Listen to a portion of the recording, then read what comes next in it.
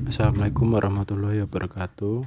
Kami dari kelompok 5 manajemen perbankan syariah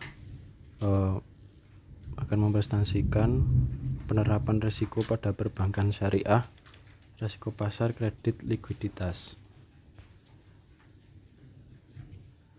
Ya, dari kelompok kami beranggotakan saya Fitra Ramadan NBM 0148, ada Erlangga Davika NBM 0173, ada Rizky Anavidya NBM 0193, dan yang terakhir Dia Hanifa NBM 0197.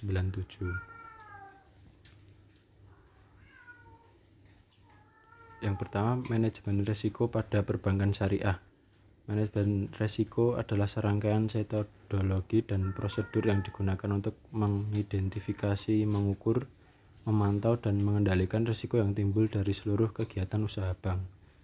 Tujuan dari adanya manajemen risiko pada bank yaitu untuk mengetahui dari waktu ke waktu profil risiko yang dihadapi oleh bank saat ini dan untuk proyeksi 12 bulan ke depan dengan menggunakan metode pengukuran yang tepat guna. Manajemen risiko menjadi proses pengukuran atau penilaian risiko serta pengembangan strategi pengelolaannya. Dari strategi itu dapat diambil memindahkan resiko ke pihak lain, menghindari risiko, mengurangi efek negatif, dan menampung sebagian atau semua konsekuensi risiko tertentu.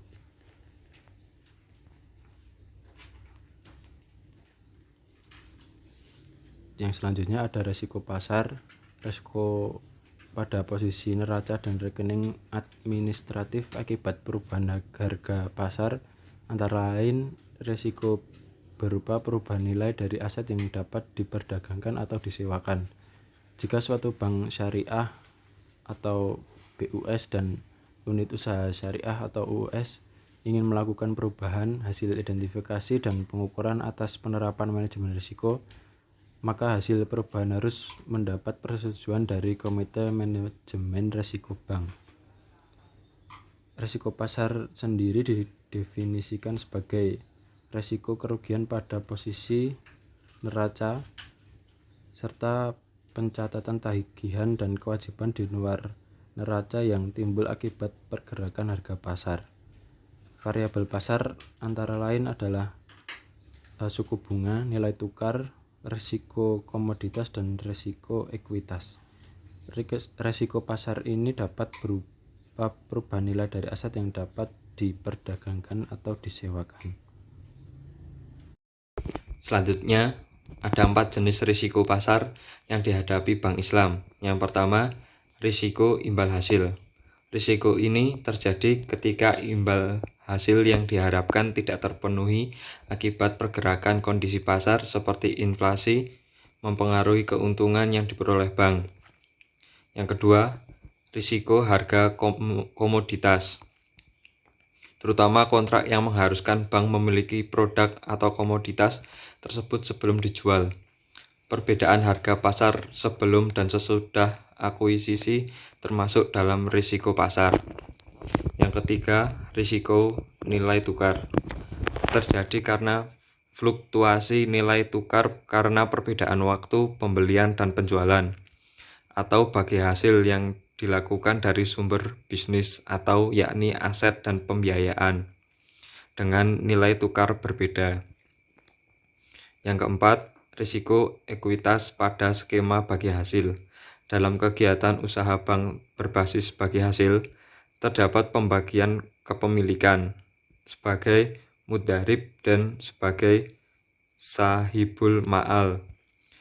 Bagi hasil pada sisi pendanaan menyebabkan bank harus mengusahakan keuntungan bagi nasabah atau sahibul ma'al.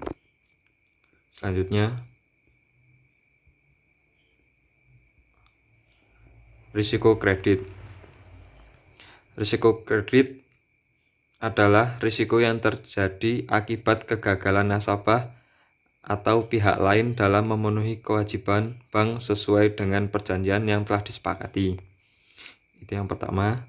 Dan yang kedua, pada aktivitas pemberian kredit, bank kredit komersil maupun kredit konsumsi terdapat kemungkinan debitur tidak dapat memenuhi kewajiban kepada bank karena berbagai alasan, seperti kegagalan bisnis. Baik, selanjutnya saya akan membacakan pengelolaan risiko kredit yang mencakup beberapa hal penting.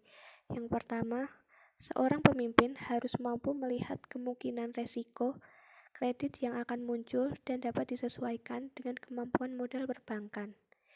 Yang kedua, setiap aktivitas perbankan harus dijalankan sesuai dengan prosedur yang sudah ditetapkan. Yang ketiga, perbankan harus selalu menjalankan prosedur administrasi kredit, pengukuran, dan proses pengawasan. Jadi seluruh aktivitas perbankan itu akan selalu dipantau dan diawasi oleh Dewan Pengawas Syariah agar sesuai dengan prinsip syariah. Yang keempat, bank harus mengasuransikan kredit yang diberikan sebagai upaya untuk mengelola risiko.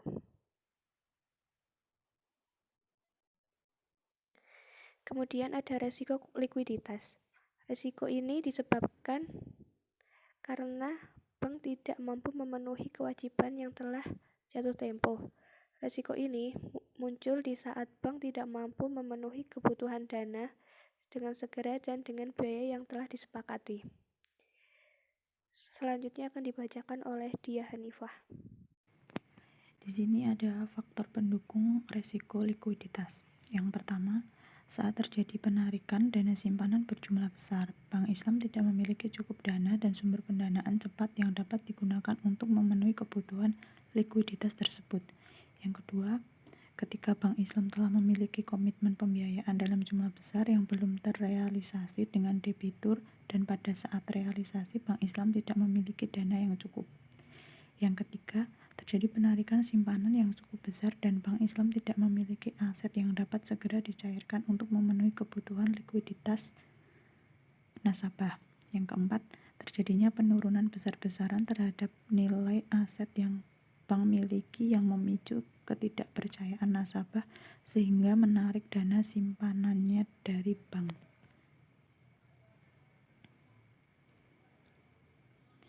Tujuan manajemen risiko likuiditas. Yang pertama, memiliki kecukupan likuiditas bank sehingga setiap waktu mampu memenuhi kewajiban bank yang jatuh tempo. Yang kedua, memelihara kecukupan likuiditas bank untuk mendukung pertumbuhan aset bank yang berkelanjutan. Yang ketiga, menjaga likuiditas bank pada tingkat optimal sehingga biaya atas pengelolaan likuiditas berada dalam batas yang dapat ditoleransi. Yang terakhir ada menjaga tingkat kepercayaan nasabah terhadap sistem perbankan.